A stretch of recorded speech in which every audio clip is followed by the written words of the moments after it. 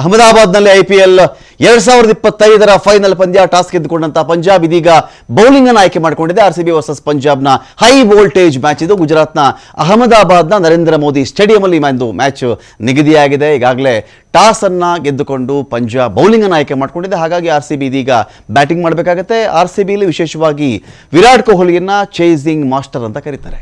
ತುಂಬ ಚೆನ್ನಾಗಿ ಚೇಸ್ ಮಾಡಿ ತಂಡವನ್ನು ಗೆಲ್ಲಿಸ್ತಾರೆ ವಿರಾಟ್ ಕೊಹ್ಲಿ ಅಂತ ಮಾತಾಡ್ತಾರಲ್ಲ. ಆದರೆ ಇದೇ ವಿರಾಟ್ ಕೊಹ್ಲಿ ಈಗ ಮೊದಲಿಗೆ ಬ್ಯಾಟಿಂಗ್ ಮಾಡುವಾಗ ಹೇಗೆ ಆಡ್ತಾರೆ ಅದು ಕೂಡ ಇಂಪಾರ್ಟೆಂಟ್ ಆಗುತ್ತೆ. ಚೊಚ್ಚಲ ಟ್ರೋಫಿ ಈ ಒಂದು ಮ್ಯಾಚ್ನ ತುಂಬ ಇಂಟ್ರೆಸ್ಟಿಂಗ್ ಫ್ಯಾಕ್ಟರ್ ಏನು ಅಂತ ಹೇಳಿದ್ರೆ, ಇದರಲ್ಲಿ ವಿರಾಟ್ ಕೊಹ್ಲಿ ತಂಡ ಅಥವಾ ರಜತ್ ಪಾಟಿದಾರ್ ತಂಡ, ರಾಯಲ್ ಚಾಲೆಂಜರ್ಸ್ ಬೆಂಗಳೂರೇ ಗೆಲ್ಲಿ ಅಥವಾ PBKS ಪಂಜಾಬ್ ಕಿಂಗ್ಸ್ ಇವರೇ ಗೆದ್ದುಕೊಂಡ್ರು ಕೂಡ, ಯಾರೇ ಗೆದ್ದರೂ ಇಬ್ಬರಿಗೂ ಇದು ಮೊಟ್ಟ ಮೊದಲ ಟ್ರೋಫಿ ಆಗಿರುತ್ತೆ. ಇನ್ನು ನಾವು ರೆಕಾರ್ಡ್ಸ್ ವೈಸ್ ಬಂದಾಗ ಈ ಒಂದು ಪಂಜಾಬ್ ಮತ್ತು RCB ನಡುವಿನ ಸೆಣಸು ಅಂತ ಬಂದಾಗ RCBಗೆ ಒಂದು ಹಂತದ ಒಂದು ಕೈ ಮೇಲುಗೈ ಇದೆ. ಇಲ್ಲಿ 18 ವರ್ಷಗಳ ಕಪ್ನ ವನವಾಸ ಇದಿರಿ. ಫಾರ್ ಎವರ್ RCB ಏನಂತ ಕರೀತಾರೆ. RCB ಫಾರ್ ಎವರ್, ಗೆಲ್ಲಿ ಸೋಲಿ ನನ್ನ ಮತ್ತು RCB ನಡುವಿನ ಅಭಿಮಾನವನ್ನು ಯಾರು ಕಸಿದುಕೊಳ್ಳಲು ಸಾಧ್ಯವಿಲ್ಲ ಅಂತೇಳಿ RCB ಅಭಿಮಾನಿಗಳು ಒಂದು ಕಡೆ ಕಾಯ್ತಾ ಕೂತಿದ್ದಾರೆ. RCB ಕನಸು ನನಸಾಗುವುದಕ್ಕೆ ಒಂದೇ ಒಂದು ಮೆಟ್ಟಲಿದೆ. RCB ವರ್ಸಸ್ ಪಂಜಾಬ್ನ ಹಣಾಹಣಿ ಅಹಮದಾಬಾದ್ನಲ್ಲಿ ಫೈನಲ್ ಪಂದ್ಯ ಇದು. ಕೋಟ್ಯಂತರ ಅಭಿಮಾನಿಗಳ ಪ್ರಾರ್ಥನೆ ಇವತ್ತಾದರೂ ಫಲಿಸುತ್ತಾ? ಈ ಬಾರಿ ಕಪ್ ನಮ್ದೇ ಅಂತೇಳಿ ಫ್ಯಾನ್ಸ್ ಒಂದು ಕಡೆ ಜೈಕಾರವನ್ನು ಹಾಕ್ತಾರೆ. IPLನಲ್ಲಿ ದಾಖಲೆ ಬರೆಯುತ್ತಾ ಬೆಂಗಳೂರು, IPLನಲ್ಲಿ ದಾಖಲೆ ಏನಾದರೂ ಮಾಡುತ್ತಾ ಬೆಂಗಳೂರು ಅಂತ ಹೇಳಿ ಒಂದು ಕಡೆ ಇದೆ ಇಲ್ಲಿ. ಆದರೆ ಈ ಬಾರಿ ನಾವು ಚೆಕ್ ಮಾಡಿಕೊಂಡಾಗ IPLನಲ್ಲಿ 18 ವರ್ಷಗಳ ನಂತರವಾದರೂ ಕೂಡ RCBಗೆ ಅಂತಹ ಒಂದು ಅದೃಷ್ಟ ಒಲಿದು ಬರುತ್ತಾ ಅಂಥೇಳಿ ಕೋಟ್ಯಂತರ ಅಭಿಮಾನಿಗಳು ಇದೀಗ ವೆಯ್ಟ್ ಮಾಡ್ತಾ ಇದ್ದಾರೆ. ಟಾಸ್ ಗೆದ್ದುಕೊಂಡಿರ್ತಕ್ಕಂಥ ಪಂಜಾಬ್ ಇದೀಗ ಒಂದು ಕಡೆ ಬೌಲಿಂಗನ್ನು ಇಲ್ಲಿ ಆಯ್ಕೆ ಮಾಡಿಕೊಂಡು ನಿಂತಿದೆ, ರೆಡಿಯಾಗಿ ನಿಂತಿದೆ. ಬನ್ನಿ ಯಾರ್ಯಾರು ಇದ್ದೀರಿ RCB ಕಡೆಯಿಂದ ಬ್ಯಾಟ್ಸ್ಮನ್ಗಳು, ನಾವು ನಿಮ್ಮನ್ನು ನೋಡ್ಕೊಳ್ತೀವಿ ಅಂತೇಳಿ ಅವ್ರು ಹೇಳ್ತಾ ಇದ್ದಾರೆ. ನಿಮ್ದೆಂಥ ಬೌಲಿಂಗ್ ಅಟ್ಯಾಕ್ ನಾವು ಮೊನ್ನೆ ನೋಡಿಲ್ವಾ ಕ್ವಾಲಿಫೈಯರಲ್ಲೇ? ನಿಮ್ಮನ್ನು ನಾವು ಒಂದು 10 ಚಿಲ್ಲರೆ ಓವರ್ಗಳಲ್ಲಿ ನಿಮ್ಮ ಇಡೀ ಟೀಮನ್ನೇ ನಾವು ಸೋಲ್ಸಿ ಹಾಕ್ಬಿಟ್ವಿ. ಒಂದು 100 ಚಿಲ್ಲರನ್ನು ಹೊಡೆಯುವಷ್ಟರಲ್ಲೇ ಸುಸ್ತಾಗ್ಬಿಟ್ಟಿದ್ದೀರಿ ನೀವು ಅಂಥೇಳಿ RCB ಕೂಡ ಒಂದು ಕಡೆ ಇಲ್ಲಿ ಸೇರು ಎನ್ನುವಂತೆ ನಿಂತ್ಕೊಂಡಿದೆ. RCB ಕಡೆಗೆ ಇನ್ನು ಘಟಾನುಘಟಿಗಳು ಅಂತ ಬಂದಾಗ Virat Kohli, Phil Salt, Rajat Patidar captain.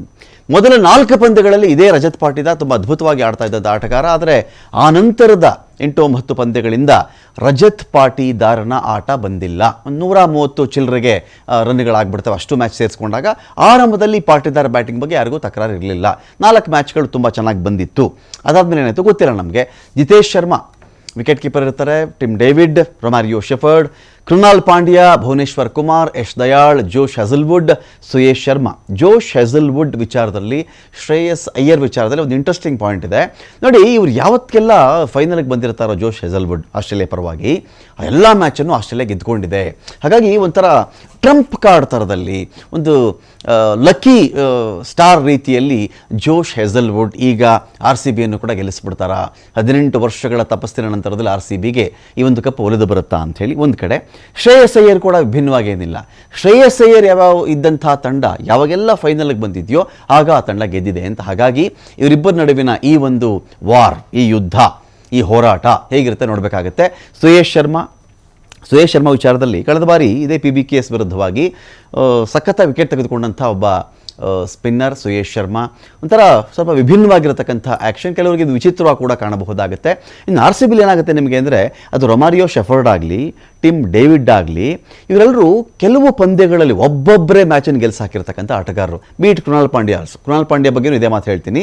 ಒಬ್ಬೊಬ್ಬರೇ ತಂಡವನ್ನು ಗೆಲ್ಲಿಸಿರ್ತಕ್ಕಂಥ ಆಟಗಾರ ಇವರೆಲ್ಲರೂ ಕೂಡ. ಭುವನೇಶ್ವರ್ ಕುಮಾರ್ ಕಳೆದ ಕೆಲವು ಮ್ಯಾಚ್ಗಳಲ್ಲಿ ಒಂದು ರಿದಮನ್ನು ಕಳೆದುಕೊಂಡಿರಬಹುದು. ಅದನ್ನು ನೆನಪಿರಲಿ, ಭುವನೇಶ್ವರ್ ಕುಮಾರ್ ಏನಾದರೂ ಅಪ್ಪಿತಪ್ಪಿ ಫಾರ್ಮ್ ಸಿಕ್ಕಿಬಿಡ್ತು ಈ ಒಂದು ಮ್ಯಾಚಲ್ಲಿ ಅಂತ ಹೇಳಿದ್ರೆ, ತನ್ನ ಕರಾರುವಕ್ಕ ಸ್ವಿಂಗ್ಗಳಿಂದ ಕಂಗೆಡಿಸಬಲ್ಲಂಥ ಬೌಲರ್ ಒಬ್ಬ ಭುವನೇಶ್ವರ್ ಕುಮಾರ್. ಈಗಲೂ ಕೂಡ ಇದ್ದಾರೆ ಆ ಬೌಲರ್. ಭುವನೇಶ್ವರ್ ಕುಮಾರಲ್ಲಿ ಇರ್ತಕ್ಕಂಥ ಬೌಲರ್ ಬಗ್ಗೆ ನಾನು ಮಾತಾಡ್ತಾ ಇದ್ದೀನಿ. ಹಾಗಾಗಿ ಕೆಲವು ಮ್ಯಾಚ್ ಕೈ ಕೊಟ್ಟಿರಬಹುದು ಫಾರ್ಮ್, ಅಕಸ್ಮಾತ್ ಫಾರ್ಮ್ಗೆ ಬಂದುಬಿಟ್ರೆ ಹೇಳೋಕ್ಕಾಗಲ್ಲ. ಇನ್ನು ಫಿಲ್ ಸಾಲ್ಟ್ ಏನಾದರೂ ಇವತ್ತು ಸಿಡಿದು ಬಿಟ್ರೆ ಅದ್ಭುತ ಆಟಗಾರ ಫಿಲ್ ಸಾಲ್ಟ್, ಅದರ ಬಗ್ಗೆ ಯಾರಿಗೂ ಕೂಡ ಎರಡು ಮಾತಿಲ್ಲ. ಸೊ ಹಾಗಾಗಿ ಎಲ್ಲ ಒಂದು ಕಾಂಬಿನೇಷನ್ ನೋಡ್ತಾ ಇದ್ದೀವಲ್ಲ ನಾವು. ಇನ್ನು ಮಯಾಂಕ್ ಕೂಡ ದಿನ ಮಯಾಂಕ್ನದ್ದಾಗಿಬಿಟ್ರೆ, ಮಯಾಂಕ್ ಕೂಡ ಹೇಳಿ ಮಾಡಿಸಿರ್ತಕ್ಕಂಥ ಆಟಗಾರ. ಆದರೆ ಈ ಬಾರಿ ಇರ್ತಕ್ಕಂಥ ವಿಷಯ ಏನು ಅಂತ ಹೇಳಿದ್ರೆ, ಇದೇ ಅಹಮದಾಬಾದ್ನ ಸ್ಟೇಡಿಯಮಲ್ಲಿ ನಾವು ಆಡಿಲ್ಲ, ಅವರೆಲ್ಲ ಆಡಿದ್ದಾರೆ.